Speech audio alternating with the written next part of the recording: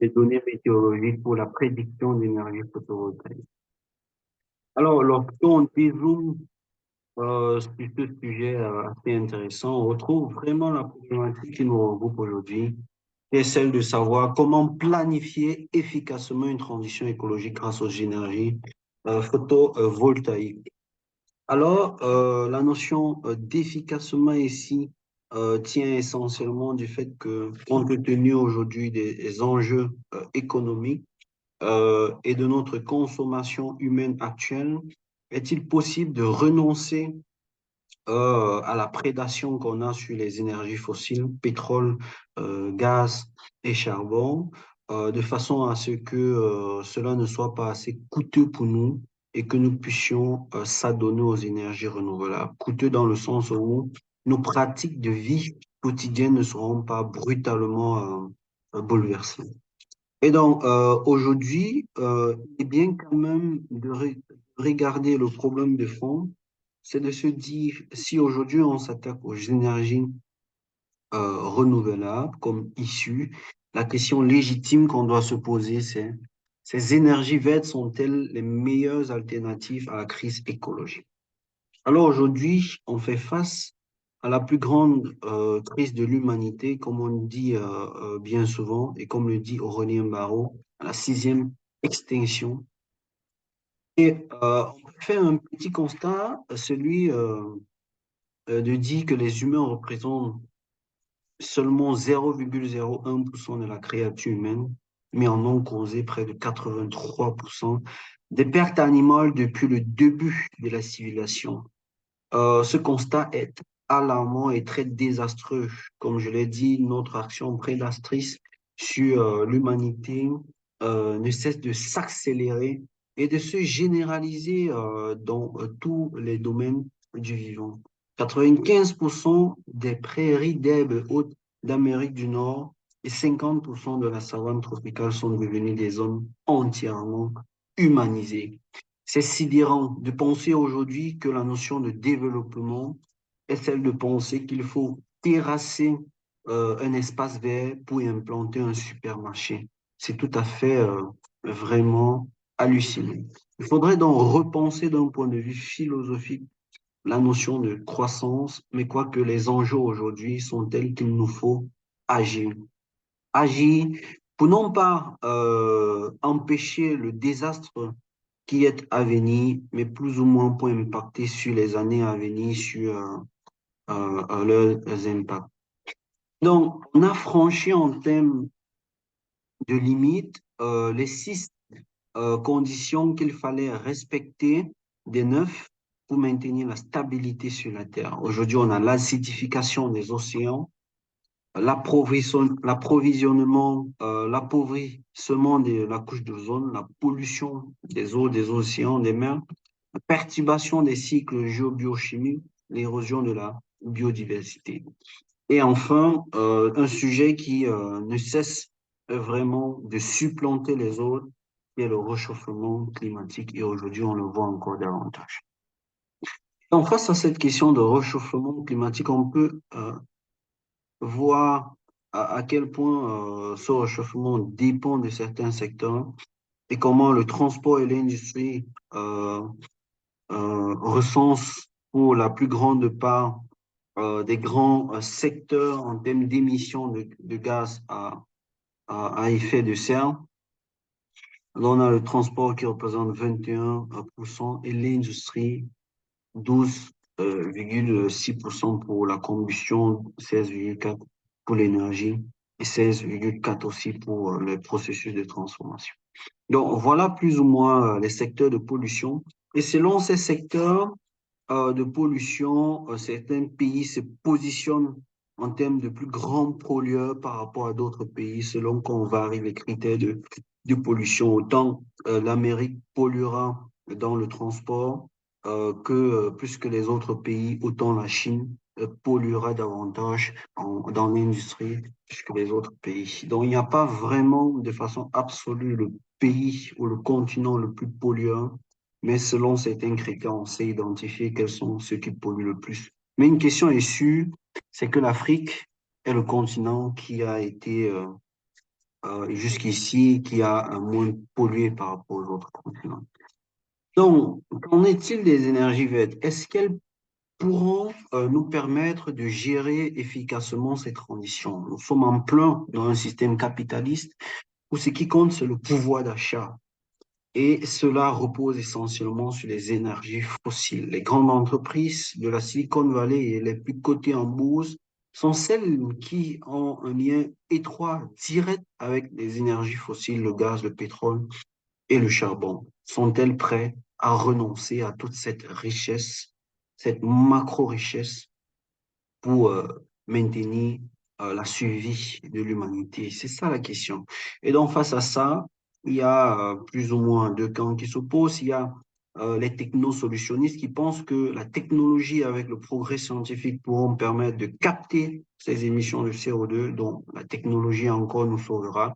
Il y a d'autres qui sont plus ou moins pessimistes, qui demandent à refonder les bases du développement et à cet effet avoir d'autres énergies alternatives, en l'occurrence les énergies vertes.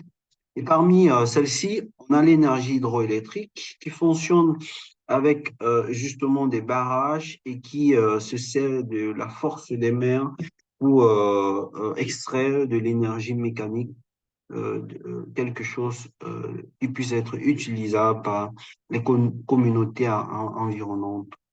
Il y a des avantages, il y a des inconvénients. Un avantage majeur serait qu'il pourrait contribuer à la destruction de l'environnement pour justement y installer ce barrage, créant ainsi un recul des espaces verts et peut-être des communautés qui y vivent.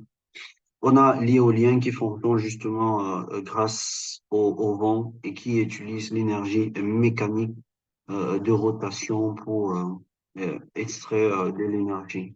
Enfin, on a l'énergie photovoltaïque ou l'énergie solaire qui utilise l'énergie du solaire et grâce à ces panneaux, ces plaques faites à base de silicium, un système assez intéressant, pourront recueillir cette énergie du soleil et être transformée directement en énergie alternative pour les populations. Une énergie sur laquelle on va s'attarder particulièrement et dont les résultats pourront s'étendre aux énergies éoliennes. On a la géothermie, qui est justement une énergie due à l'activité magmatique de la croûte terrestre et qui peut être exploitée dans presque toutes les régions du globe. La difficulté, c'est d'avoir le matériel adéquat pour exploiter cette énergie. C'est vraiment, d'un point de vue intellectuel, une ressource qu'il faut déployer pour pouvoir utiliser à bon escient cette énergie, vu qu'il demande beaucoup de connaissances et de savoir-faire. Enfin, on a des biogaz qui est justement dû à cause des déchets emmagasinés, duquel on pourrait extraire justement après fermentation du gaz et donc de l'énergie qui pourrait être utilisée aussi. Donc, le but de la transition, et comme on l'a dit, on va s'attarder sur les énergies euh, photovoltaïques. Le but, c'est de permettre aux experts d'avoir une meilleure prise de décision. En termes déjà de production d'énergie, il faudrait bien qu'ils sachent quelle quantité d'énergie ils vont pouvoir produire s'ils s'adonnent aux énergies photovoltaïques, parce que ça les permet de minimiser les coûts d'investissement et permettre en second plan aux particuliers de connaître les avantages de cette baisse de prix, les avantages financiers et écologiques de l'énergie solaire. Donc, pour ce faire, pour atteindre cet objectif qui est de rendre cette transition efficace, on doit jouer sur deux leviers, qui est le premier, réduire le coût des installations des panneaux solaires en résidentiel comme dans les secteurs industriels. Et pour cela, on a utilisé, il nous faut du machine learning pour créer des modèles prédictifs robustes pour pouvoir très exactement estimer la production effective, plus ou moins, du moins ce qui ne s'en éloignerait pas assez de la réelle production. Parce que cela, le coût des installations dépend en grande partie des onduleurs. C'est un outil qui permet de transformer le courant continu du soleil en courant alternatif. Et cela dépend, le coût de l'onduleur est d'autant plus élevé que son stockage l'est aussi. Et donc, pour stocker 1000 watts, il faut savoir qu'on doit produire plus ou moins autour de 1000 watts, parce que si l'écart est drastique, ça peut être une perte. Donc, voilà pourquoi on a besoin d'un modèle prédictif robuste. Le deuxième levier, c'est vraiment accroître le rendement de la production. Parce que oui, si on a assez de soleil qui puisse nous permettre de nous alimenter énergétiquement, il faut penser au système efficace pour capter au maximum cette énergie solaire-là. Et donc, il faut un bon ensoleillement déjà réfléchi. Où est-ce qu'on va installer ces panneaux solaires? Il faudrait pas qu'on les mette en bas du lit, sinon ils reçoivent littéralement pas d'énergie. Donc, idéalement, ce serait au désert, peut-être subsaharienne.